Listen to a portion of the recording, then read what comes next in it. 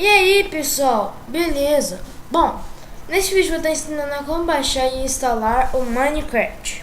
Tudo bem? 1.5.2 pirata. Bom, vocês vão abrir seu navegador.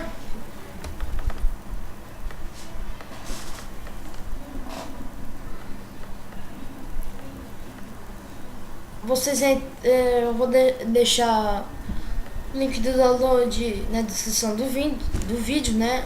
Link do download na descrição do vídeo. Então, bom, vocês vão estar entrando aqui, vocês vão dar um download. Free download.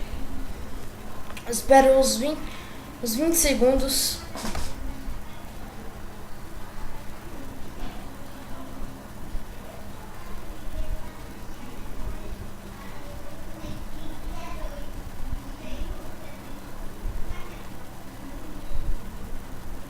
Bom, acabou aqui, né?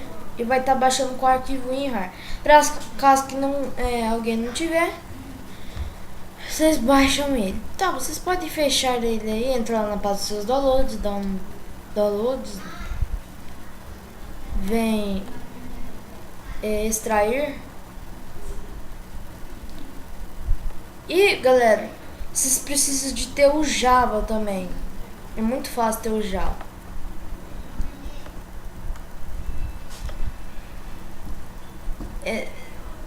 Mas antes vocês têm que baixar o Java primeiro. Então vocês vêm em Java, download. O que ele tem que fazer o download gratuito do software Java? Vocês clicam aqui, PTBR, e dá um download. E quando você fazer o download, instala ele. Tá. Depois que você fez aí, né? Vocês vão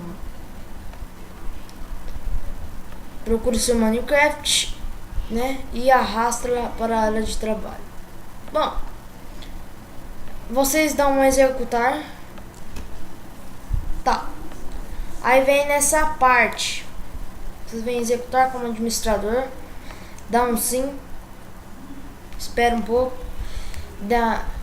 O meu já tá salvo já. E deu pra aparecer essas coisas. E vai dar esse negócio aqui.